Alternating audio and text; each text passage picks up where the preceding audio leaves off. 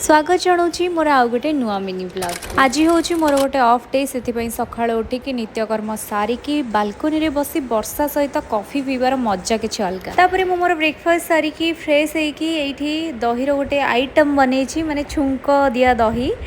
यहाँ मुझे बनाऊँ प्रियंका बापा कहीं मु दहीटा जो बनाए बहुत भल लगे से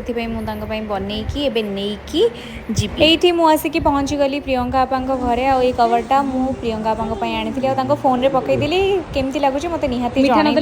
मिसिकी लंच कलु शोई पड़ू ये उठिकी आम दीज कॉफी पीऊचु तापर आम दीज ही बाहर को जाऊँ ये मुझे चश्मा ऑर्डर देती जोटा को मुझे पिंधि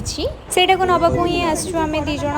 बाहर को आसचु माने किसी तो खाइबू ना तो से लगी आम टे मोमो खाइलु गोटे प्लेट खाई सारापर आउ टे इच्छा है खायापी एत भल था तो आउ गोटे प्लेट भी आम दीज खाइलु खाई पलि आसलु रूम को रही see you in next blog bye bye.